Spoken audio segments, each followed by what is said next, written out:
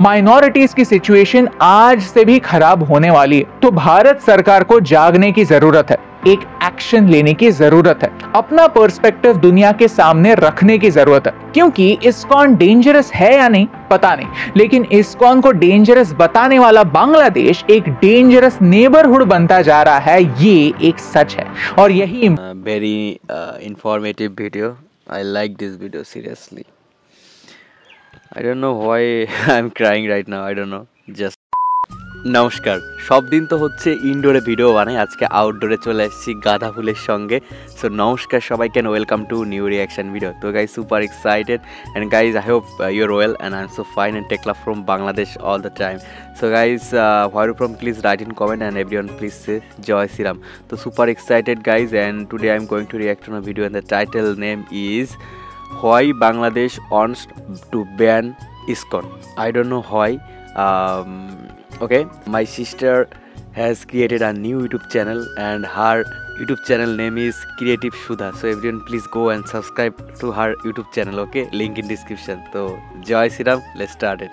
And wait and last तक जरूर देखना। Okay, so let's start it. ISKCON is dangerous, joke नहीं है, सच है। क्योंकि बांग्लादेश के अटॉर्नी जनरल ने बांग्लादेश में ISKCON को बैन करने का पिटीशन फाइल किया है। जी हाँ, उसी ISKCON की बात हो रही है जिनके पूरी दुनिया भर में 850 से ज्यादा मंदिर है, 6 कॉन्टिनेंट प्रेजेंस है, जो योगा, वैदिक ट्रेडिशन और मेडिटेशन जैसी प्रैक्टिसेस दुनिया भर में ले जाते हैं। और तो और हर दिन 20 लाख से ज्यादा बच्चों को अक्षय पात्र प्रोग्राम के जरिए मुफ्त का खाना देते हैं। कुछ लोग मानते हैं कि ISKCON पूरी दुनिया में इंटरफेथ डायलॉग और एक हेल्दी एक्सचेंज ऑफ आइडियाज को प्रमोट करता है, लेकिन बांग्लादेश की सरकार को इससे क्या फर्क पड़ता है? हमारे पड़ोसी देश की सरकार इस संस्था को एक फंडामेंटलिस्ट रिलीजियस ऑर्गेनाइजेशन मानती है, तो सच ही होगा, राइट? कुछ ही दिनों पहले एक सीनियर ISKCON मॉन्क चिन्मय कृष्ण दास ब्रह्मचारी जी को बांग्लादेश में अरेस्ट किया गया। उन पर देशद्रोह यानी सेडिशन के चार्जेस लगे हैं। आज बांग्लादेश का हाल कुछ ऐसा है,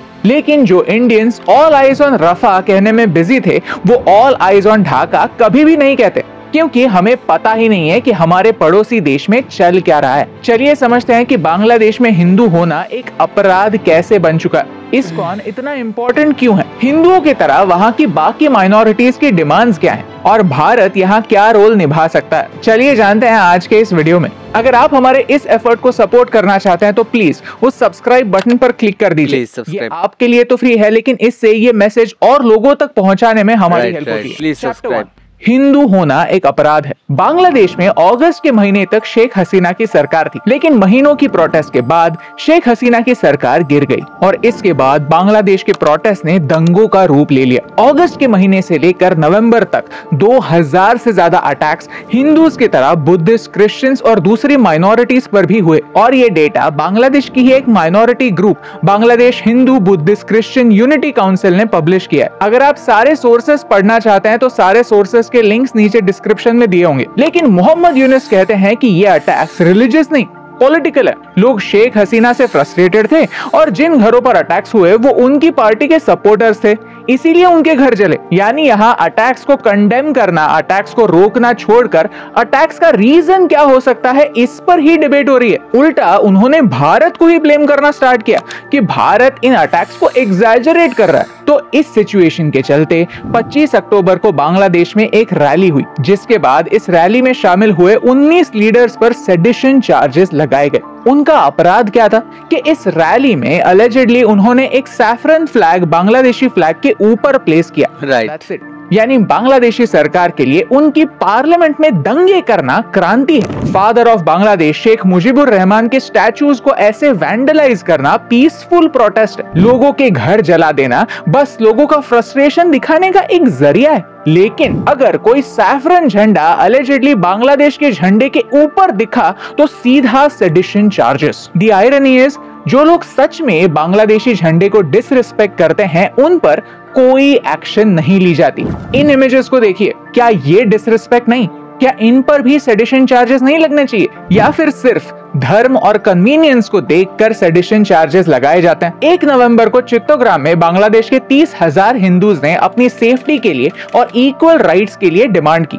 अब नवंबर 25 को चिन्मय दास ढाका से चित्तगोंग जा रहे थे जब पुलिस ने उन्हें एयरपोर्ट पर हिरासत में ले लिया, वो भी किसी प्रॉपर वारंट के बगैर। कोई एक्सप्लेनेशन नहीं था और तो और उनकी बेल भी डिनाई कर दी गई। चिन्मय दास बांग्लादेशी सनातनी जागरण मंच के स्पोक्स पर्सन भी हैं, जो चाहते हैं कि बांग्लादेश की सारी माइनॉरिटीज को इक्वल राइट्स मिले। उन्होंने एक 8 पॉइंट प्लान प्रिपेयर किया है जो वो चाहते हैं कि बांग्लादेशी सरकार इंप्लीमेंट करे। इन पॉइंट्स के बारे में हम आगे जाकर बात करेंगे। इसी सिलसिले में प्रोटेस्ट हुए, प्रोटेस्टर्स और पुलिस के बीच क्लैशेस हुए जिनमें 20 लोग इंजर हुए और एक लॉयर की जान भी गई। अब बांग्लादेश के हाई कोर्ट में इस्कॉन को बैन करने के लिए एक पिटीशन रजिस्टर हुआ है। बांग्लादेशी सरकार ने इस्कॉन को ऑलरेडी गिल्टी ठहरा दिया है। उन्होंने कहा है कि इस्कॉन एक रिलीजियस फंडामेंटलिस्ट ऑर्गेनाइजेशन है। अब बांग्लादेश में मंदिरों पर अटैक हो रहे हैं जो काफी सैड है। यानी बांग्लादेश की सरकार उस इस्कॉन को पनिश करना चाहती है जिन्होंने आज तक कभी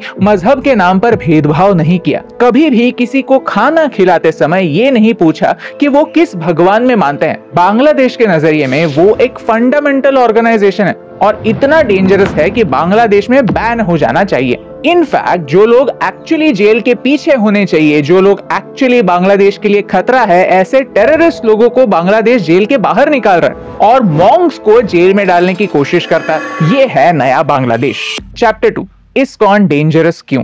इस्कॉन को कई लोग हरे कृष्णा मूवमेंट के नाम से भी जानते हैं। इसके फाउंडर है स्वामी प्रभुपाद, जिन्होंने न्यूयॉर्क में 1966 में इस्कॉन की शुरुआत की। फिर धीरे धीरे श्री कृष्ण का मैसेज यूरोप, एशिया और अफ्रीका में पहुंचा। भगवत गीता और श्रीमद् भागवतम लोगों के घरों तक पहुंचा। इस्कॉन वैदिक मूल्यों के हिसाब से लाइफ जीने का मैसेज दुनिया को देता है, अहिंसा का मैसेज दुनिया को देता है। और इसीलिए आप एक इस्कॉन के फॉलोअर के हाथों में किताब देखेंगे, पत्थर नहीं, कोई भी तलवार नहीं उठाता, सुर से सुर मिलाकर श्री कृष्ण का नाम लेता है। आज इस्कॉन के पूरे दुनिया में 1 मिलियन से भी ज्यादा मेंबर्स हैं। बांग्लादेश की बात करें तो इस्कॉन बांग्लादेश में अनाथालय चलाता है, वृद्धाश्रम चलाता है, फ्री मेडिकल कैंप्स ऑर्गेनाइज करता है और फ्लड जैसी किसी भी नेचुरल कैलामिटी में ह्यूमैनिटेरियन एड देता है। पिछले 50 सालों में इस्कॉन के कितने मॉन्क्स ने बॉम्ब फोड़े हैं पता है? 0। कितने अनुयायियों ने लोगों के घर जलाए हैं? 0। कभी दंगे नहीं किए और ना ही कभी वायलेंस को प्रमोट किया। इस्कॉन एक पीस लविंग भक्ति मूवमेंट है। कुछ लोग समझते होंगे कि इससे लोगों का भला होता होगा, जरूरतमंद को सहारा मिलता होगा, लेकिन बांग्लादेशी गवर्नमेंट ने कहा है कि ये सरासर झूठ है। इस्कॉन डेंजरस है क्योंकि चिन्मय दास ने माइनॉरिटीज को बचाने के लिए कुछ मुद्दे सामने रखे, जो मुद्दे बांग्लादेश आप तक बिल्कुल नहीं पहुंचना चाहता। क्या है वो मुद्दे? आप सुनिए और खुद डिसाइड कीजिए कि क्या सही है और क्या गलत। नंबर 1, माइनॉरिटी प्रोसिक्यूशन के केसेस में सिर्फ जस्टिस के लिए एक ट्रिब्यूनल हो और पीड़ितों को जल्द से जल्द रिहैबिलिटेट किया जाए और नुकसान भरपाई दी जाए। नंबर 2, एक माइनॉरिटी प्रोटेक्शन का लॉ बने जो बांग्लादेश में आज मिसिंग है। नंबर 3, एक माइनॉरिटी अफेयर्स मिनिस्ट्री बने जो भारत में तो है लेकिन बांग्लादेश में आज तक नहीं बनी है। नंबर 4, वेस्टेड प्रॉपर्टी एक्ट को इन्फोर्स किया जाए। नंबर 5, एजुकेशनल इंस्टीट्यूट्स में minority religious practices accept. Number 6, education के लिए बोर्ड के पास ज्यादा रिसोर्सेज अवेलेबल हो। दुर्गा पूजा के समय हॉलिडेज बढ़ाए जाए और रिलीजियस एजुकेशन बोर्ड्स को मॉडर्नाइज किया जाए ताकि आगे जाकर नए बांग्लादेश में किसी भी पंथ के बेसिस पर वायलेंस ना हो। आपको क्या लगता है, ये सारी डिमांड्स बांग्लादेश को वीक बनाने के लिए, कमजोर बनाने के लिए है या फिर रिलीजियस हार्मनी बढ़ाने के लिए है? हमें कमेंट्स में जरूर बताइए। याद रहे, ये डिमांड सिर्फ हिंदुओं के लिए नहीं है।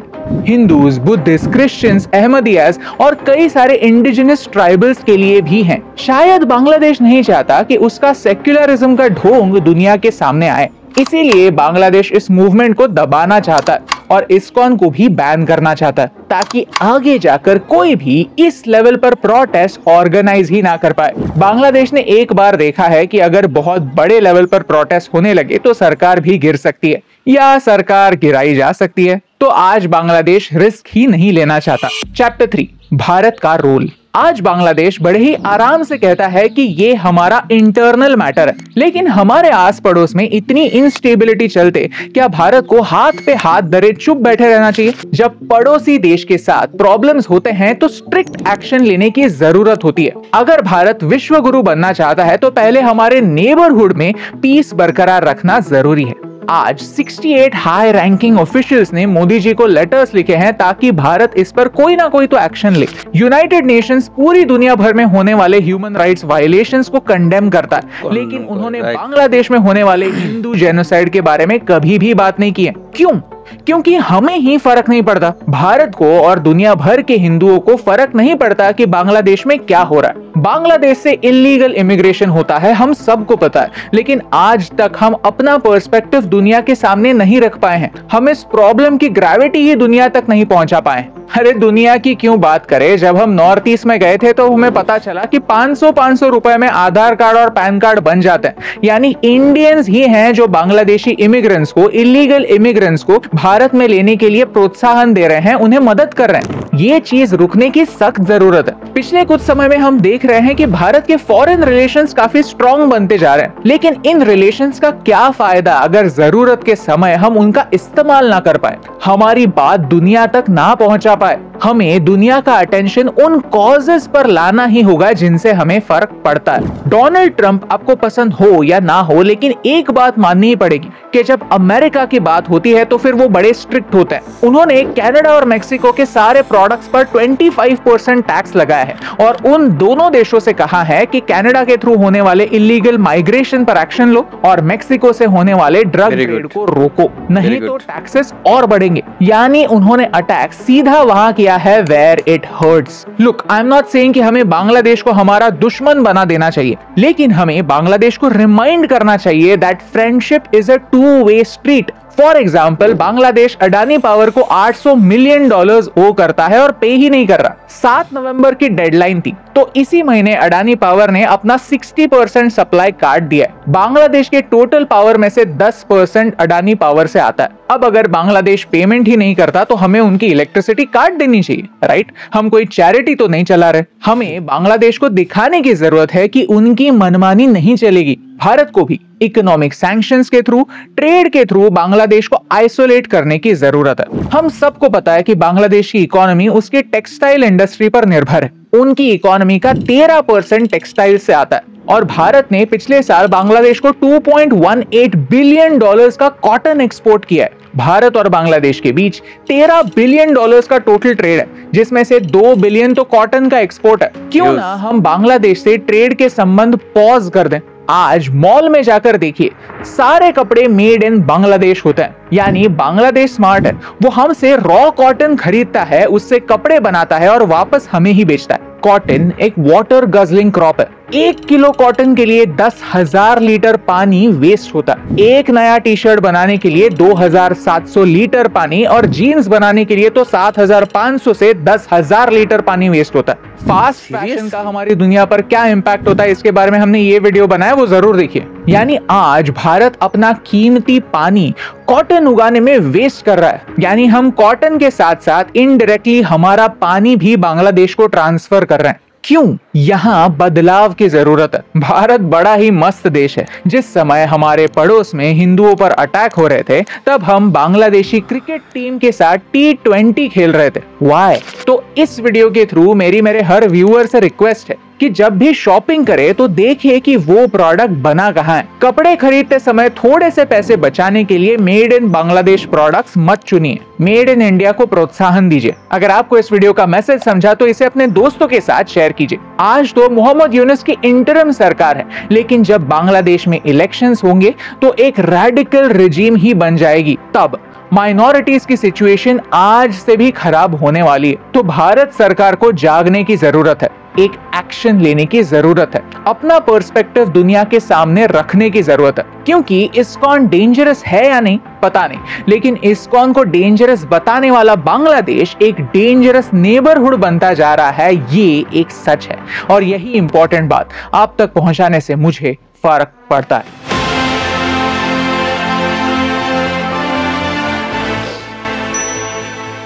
So guys, everyone go please subscribe of his YouTube channel. Very informative video. I like this video seriously. I don't know why I'm crying right now. I don't know. Just কখন চোখ থেকে জল আসছে আমি জানি না। তো আগে বলো ভিডিও কেমন ছিল, আর আমার এই প্রাকৃতিক পরিবেশ, এটা আমাদের বাড়ির গাঁদা ফুল কেমন লাগতেছে অবশ্যই কমেন্ট করে জানাও। উপর থেকে দেখাই, এই দেখা হয়েছে। অবশ্যই কমেন্ট করে জানাও কেমন লাগতেছে, আর ভিডিও কেমন ছিল অবশ্যই জানাও। আমার খুব ভালো লাগছে ভিডিওটা। So thank you so much for watching this video. আর আমি মনে করি যে ইসকন কখনো ডেঞ্জারাস না। তো এইটাই একমাত্র কথার, বেশি কথা বলবো না। So thank you so much for watching and please subscribe my YouTube channel and subscribe my sister's YouTube channel. Our YouTube channel name is Creative Sudha, so everyone subscribe of our YouTube channel, okay? And please write in comment where you're from. Joy Sri Ram, Hare Krishna, bye.